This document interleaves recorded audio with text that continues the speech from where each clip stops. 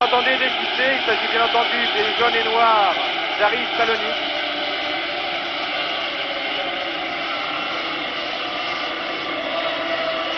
Voilà, dans quelques instants, donc la deuxième mi-temps qui va opposer ici à Saint-Etienne, si vous prenez ce reportage en cours, l'Aris Salonique, club grec engagé donc dans ce troisième tour de la Coupe UEFA contre la AS Saint-Etienne qui joue sur son terrain. Le score est de 1 partout, but marqué à la 13e minute pour Saint-Etienne sur penalty par Michel Platini et égalisation à la 33e minute par l'avant-centre Semerjidis. Donc maintenant pour Saint-Etienne tout reste à faire, c'est-à-dire qu'un match nul ici serait pratiquement catastrophique pour le match retour, bien qu'on ne puisse jamais présumer en football de ce qui pourra se passer, mais on nous a dit et répété cette fois-ci pour le croire que l'équipe de l'Aris Salonique est très difficile sur son terrain. On vous l'a dit, un terrain où il y a 25 000 fanatiques qui soutiennent leur équipe, un terrain qui n'est pas très jouable, en tout cas pour les techniciens que sont Jacques Limaco, Michel Platini ou Johnny Rep. Il ne faudra pas penser là-bas à faire de grandes envolées, partir balle au pied, parce que le terrain est très inégal, le gazon n'est pas planté uniformément. Donc c'est ce soir qu'il faut faire la différence. Il reste maintenant 45 minutes pour les Verts, supportés maintenant et vus par leur public, qui est important, parce que pendant la première mi-temps, ou en tout cas pendant le début de la première mi-temps, le public stéphanois devinait davantage ses joueurs qu'ils ne les voyaient, et à l'inverse, les joueurs de Stéphanois ne voyaient pas du tout leur public, simplement ils l'entendaient. Croyez-moi, c'est déjà beaucoup, mais c'est peut-être pas suffisant. Il a manqué peut-être le décor habituel au Vert. Maintenant, le brouillard s'est levé complètement. Espérons qu'il tiendra ainsi 45 minutes sans revenir nous rendre visite et que nous allons suivre dans des conditions tout à fait normales cette deuxième mi-temps entre l'Aris Salonique et la Saint-Etienne. Voilà, dans quelques secondes, Monsieur Esveler va siffler le coup d'envoi de cette partie. Remise en jeu cette fois pour Aris Salonique. Voilà, avec Semersidis. Koboé. Tiros, et non, il ne touche pas ce ballon, qui termine dans les mains du gardien Chypriote Bandiara.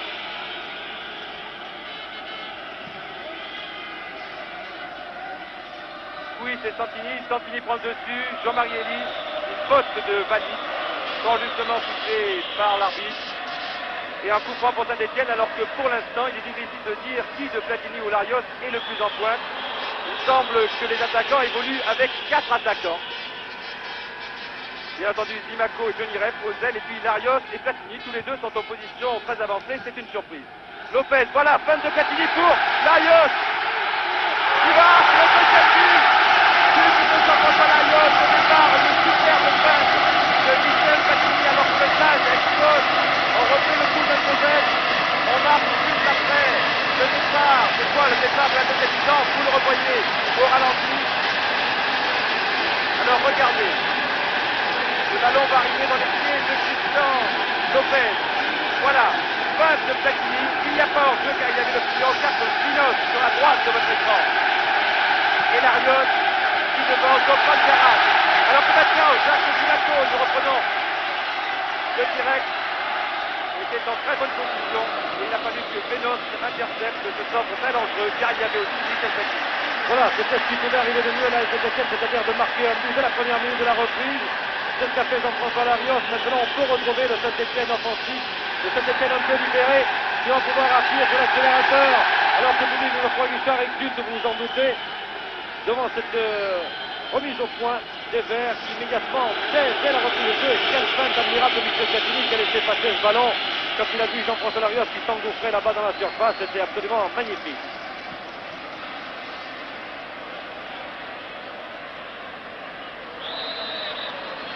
Faute sur Zindros, rapidement joué par Kobe. On a récupéré par Vangis. Vangis, Semersidis, Gérard Jambion sur Vangis qui a repris ce ballon. Zindros tire du droit, balle à l'FM à l'extérieur. Alors qu'il faut noter sur le plan tactique un changement dans l'équipe stéphanoise. Oleksiak reprend sa place au milieu de terrain, c'est-à-dire comme lors du match contre Eindhoven. Et Jacques Santini revient stopper comme il l'était depuis le début de sa saison. Santini donc stopper, Oleksiak au milieu de terrain et en position très avancée maintenant Michel Platini, car Larios vient de se replacer dans l'entrejeu. Voilà, et ce but est d'autant plus important que les Grecs auraient eu peut-être tendance à jouer l'avantage, c'est-à-dire ce but qu'ils avaient marqué, qui les mettait en match nul, et peut-être essayer de conserver ce résultat nul, alors qu'ici, il y a eu une faute que M. Esveler a sifflée. Trifopoulos. Les Grecs auraient eu peut-être tendance, vous disais-je, à se replier et à jouer donc ce résultat nul, et en même temps ils sont obligés de se découvrir aussi, d'essayer donc de reprendre l'avantage. C'est une pièce profitable à Saint-Etienne, avec ses contres très longs qui peuvent partir de loin et qui peuvent prendre en défaut maintenant cette défense grecque qui doit douter davantage. Jean-François Larios qui parvient à contrôler malgré 3 Grecs. Trouve Alexiak. Ah non. Suisse. Oui, c'est faute sur Santini. Non, l'arbitre dit que non. Alors, il laisse jouer. Mokalis. Balis. Mokalis a récupéré. Zendros. Attention, Skobori se pose en position d'ailier gauche. Oleksiak. Santini. Johnny Rep. Comment en profondeur, voilà, c'est fait. Eh non, c'est pour Jean-François Larios, mais il a voulu que le ballon soit un peu plus court pour qu'il soit utilisable par Jean-François Larios, l'auteur du but, à la première minute de cette deuxième mi-temps. But très important, c'est celui que l'on attendait en réalité. Patarias, Barison, et le ballon profite à Zindros, sur l'aile droite là-bas. Zindros encore. Centre en retrait, attention. Non, il se laisse tomber manifestement. Vengis, beaucoup de métier. Mais ça n'a pas trompé M. Esveler. Platini. C'est Zimaco. Devancé par Trifopoulos. Mokalis. Passe la ligne médiane, Mokalis cherche un partenaire. Il attend qu'ils arrivent. Skoboe, pas très rapide. Parvient quand même à contrôler. Oleksiak devant lui. Quel est le dernier mot? Et Janvion a récupéré. Ça joue très vite de part et d'autre. Oleksiak. L'arbitre. Oleksiak à nouveau. Janvion. À Larios devant lui. Voilà, c'est fait. Zimaco est au centre. Sans doute une tentative entre Larios et Zimaco. Zimaco est parti. C'est fait. Attention, Zimaco dans la surface. Alors, non, c'est bien joué de la part de Piros. C'est Paul contre Paul, il n'y a rien à dire. Les Grecs sont difficiles à passer l'approche de la surface. Skoboe, le Danois. Balis. Peut-être pour Kuis, là-bas. Voilà, le lance dans l'espace libre. Kuis en position d'allié droit. Tire Kuis, préfère tirer. Il faut dire qu'il n'y avait pas grand monde. Si ce n'est Semerjidis et Skoboe qui attendaient au deuxième poteau. Mais bien marqués tous les deux par Oleksiak et Lopez. Comme vous pouvez le constater, on joue très vite des deux côtés. Des attaques de part et d'autre. Donc Santini, je vous l'ai dit, est stopper et il s'intercale très souvent au milieu de terrain en compagnie d'Oleksiak, Elie et maintenant Platini qui a laissé le poste d'avant-centre à Jean-François Larios. Lopez. Oleksiak pour Lopez. Très bien joué. Et en jouant de cette manière très rapidement que Saint-Etienne pourra prendre en défaut cette défense. Alors que là, Jean-Marie Elie était signalé en position de hors-jeu. Ce n'est pas du tout évident car il y avait l'arrière-gauche Dipopoulos en position très repliée. Piros devant Jean-Marie Elie pour Mokalis. Semerjidis, oui, il y avait une petite poussette de Christian Lopez. C'est très bien arbitré vraiment car ça n'était pas évident, peut-être des tribunes, mais du terrain. C'était très bien fait de la part de Christian Lopez. Ce sont des choses qu'il ne faut pas dire. En tout cas, très bien arbitré par monsieur Esveler qui fait retirer le coup franc. Très pointilleux cet arbitre ouest-allemand. Voilà. Skoboe, Zindros. Bon tacle de Lopez, Platini et Julia Piros. Balis, Semerjidis qui perd le ballon aux dépens d'Oleksiak, le numéro 4. Il lance Zimaco. Il y a au centre Jean-François Larios et Johnny Reb, mais Zimaco est vraiment trop seul. Il y avait 3 joueurs grecs sur cette action. Et M. Vesveler accorde un coup franc aux Stéphanois. Un coup franc très bien placé aux abords de la surface de réparation que va tirer. Non, c'est pas Michel Platini, c'est Jean-Marie Elie. Un but, pris le public. C'est finalement Zimaco qui est près du ballon. Au centre, il y a 4 Stéphanois et 6 joueurs grecs. Et bien entendu, Christian Lopez au point de pénalty.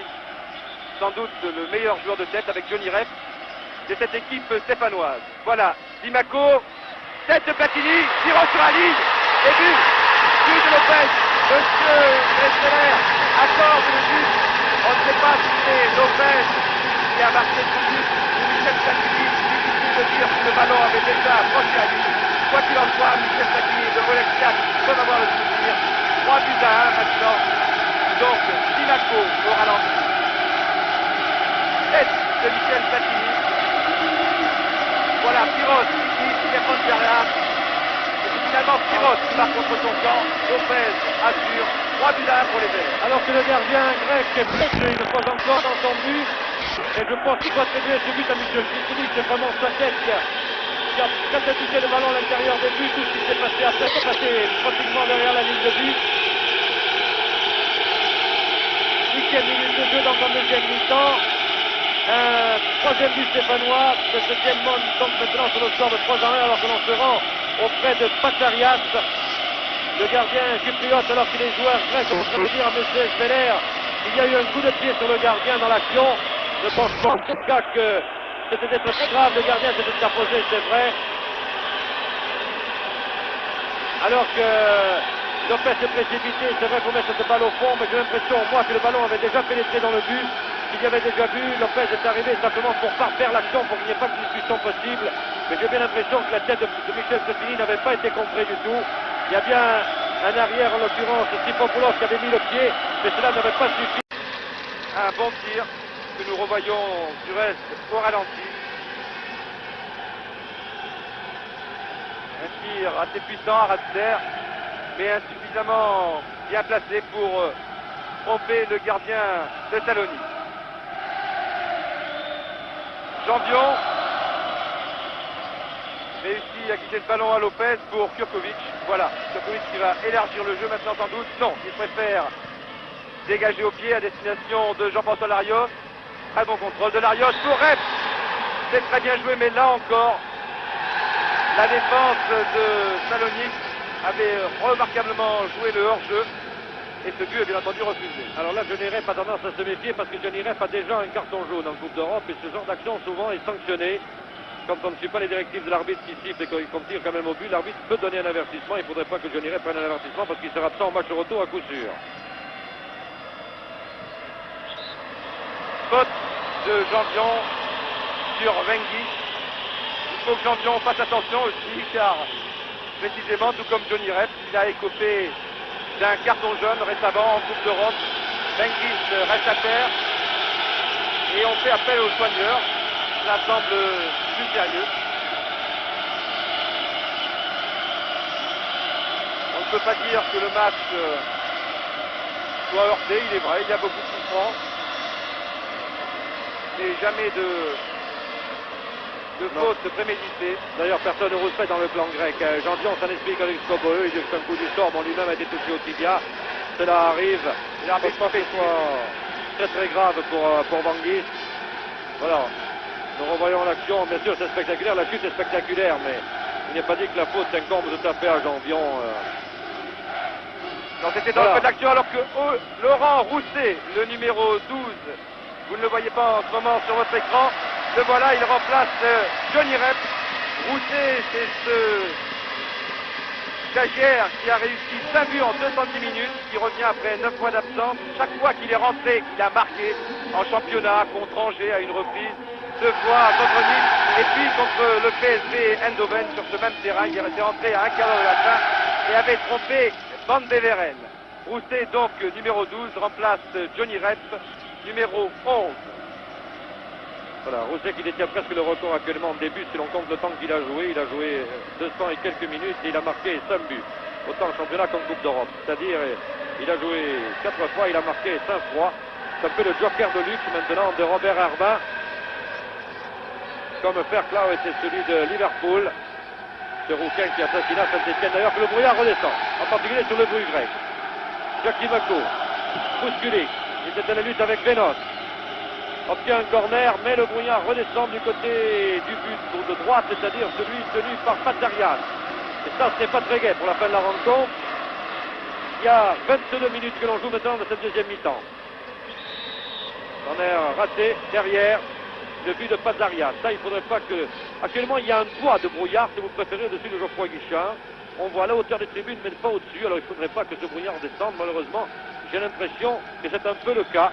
Il y a quelques courants d'air comme ça qui se créent. On voit des polices de brouillard arriver. Vous voyez déjà, le gardien est moins visible. Patzarias dans son dégagement. Oui, c'est détourné là-bas pour Mokalis, son arrière droit. Alors que Skoboe était parti là-bas à gauche, mais personne ne l'a vu, donc on repasse par Couy. Qui repasse lui par Trifopoulos. Trifopoulos cherche là-bas Wengis à la lutte avec Jambion, un sacré client d'ailleurs Wengis, lui qui est bon dribbleur, mais Wengis a du mal à passer Jambion, qui le prive de ballon d'ailleurs, qui est constamment sur lui. C'est la meilleure méthode d'ailleurs pour éviter les dégâts que peut faire un dribbleur. Alors que Skoboe demande à ses avants d'aller dans la surface. Non, ballon du pied gauche, Kurkovic, sans problème. Ah, j'ai peur que le brouillard, dans 5 minutes, nous ait encore envahi. Ça, ce serait vraiment dommage. Larios, un ballon de Platini. Rousset, un des premiers ballons de Rousset. On a toujours le contrôle. Centre pour Jean-François Larios. Skoboe a pu dégager. Oh! Et tire d'Alexiak qui était monté. Sur le coup, il se disait l'ouverture est bonne, mais tir complètement raté. Alors qu'ici, nous vivons dans la crainte, malgré tout, que le brouillard ne fasse son apparition. En tout cas, il ne devienne plus dense qu'il n'est en ce moment, parce que malheureusement, il a refait son apparition. Patzarias. Oui, se détourne pour qui? Pour Santini en réalité. Et Rousset. et Larios. Et Farison. Sympathique les actions de Gérard Farison, c'est un peu le vétéran de cette équipe stéphanoise. Alors que les Stéphanois pensaient avoir la remise en jeu pour eux et que l'arbitre avait sifflé en réalité un coup franc pour une faute de Farison. Dégagé par Mokalis. Il a du temps à trouver un partenaire. Semergidis a voulu remettre, mais a trouvé les Stéphanois. Oleksiak, puis Larios, avec Zimaco à droite, Rousset à gauche. Non, Rousset était parti au centre. Difficile de passer, puisqu'il y avait deux Grecs. Kouis, Koboe là-bas. Pour son avance, Semergidis, c'est Lopez qui intervient. On remet en jeu, ce sera Balis. Semergidis du pied droit. Janvion était là. Il semble que l'avancement était hors jeu, mais c'est pas évident pour autant. Oui, il semble que Kouis était assez nettement en position de hors-jeu sur cette attaque. Il se prend pour les Verts. Farison pour Zimaco, maintenant qui est retourné sur le côté gauche. Larios, puis Zimaco. C'est Zimaco qui est tout seul. Larios devrait suivre sur ce genre d'action et aller épauler son camarade. Le revoilà, Larios, Zimaco. Il faudrait maintenant changer le jeu, c'est ce que n'a pas fait Zimaco. Et c'est fort justement que l'équipe grecque repart à l'attaque. Une faute de Larios sous les yeux de l'arbitre.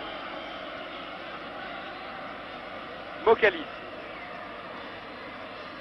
Zindros. Mokalis. Semergidis. Interception Jean-Marie Elie pour Oleksiak qui revient vers le centre. Elie, il y a à droite Rousset, au centre Oleksiak, c'est donc au centre. Ah, dommage, un mauvais contrôle du jeune numéro 4. Balis. Beaucoup de maladresse pour l'instant côté Salonique. Encore une mauvaise passe qui profite à Jacques Santini. Tête de Firos. On joue un peu n'importe comment là. On veut jouer trop vite côté stéphanois. Et vous voyez, on multiplie les mauvaises passes. Il faudrait jouer plus posément, avec beaucoup plus d'application. Voilà, peut-être avec Michel Platini. Pour Jacques Zimaco, c'est très bien joué. Il y a le centre où c'est Zimaco peut faire continuer son action. C'était bien joué également. Et finalement, c'est un corner. Nous allons peut-être revoir cette action au ralenti. Ce départ de Jacques Zimaco, alors que c'est semble-t-il Vénos qui est blessé sur cette action. Oui, c'est bien ça, le numéro 4 qui avait été blessé récemment contre Pagnolios en championnat au genou. Peut-être cette blessure qui se réveille. Quoi qu'il en soit, un corner. Et vous avez revu à l'instant le ralenti. Il y avait donc le Rousset, numéro 12, au point de pénalty. Mais Jacques Zimaco a tenté sa chance. Et c'était très bien ainsi. Coupant donc pour les Verts, alors que pour l'instant, Vénos se fait soigner. Et il reprend sa place en boitillant. Au corner, Jean-Marie Elie, alors que l'attaque de retour du joueur grec pour ce jeu. Voilà, Jean-Marie Elie, attention. Une balle travaillée, renvoyée par Vénos. On peut récupérer côté stéphanois par Oleksiak. Puis Janvion. Attention au hors-jeu, tous les Grecs sont montés. Platini, Semergidis, Sifopoulos. Sifopoulos cherche un partenaire. Préfère aller chercher la base Koboe à l'aile, qui remet au centre. Il ne peut pas rejouer d'ailleurs. Eh oui, c'était pour Zandros. Il cherche avec Kurtavik, non c'est qu'il était. En tout cas, c'est bien joué de la part du Danois, qui avait bien vu Zandros partir dans la surface stéphanoise. Voilà, et les hurrahs du public ici de Geoffroy Guichard, manifestement gêné maintenant par le brouillard, comme vous l'êtes sûrement à la télévision, et encore que les caméras électroniques percent mieux le brouillard que l'œil humain. Ici, ça devient difficile maintenant à nouveau. Jacques Santini. Et non, très loin.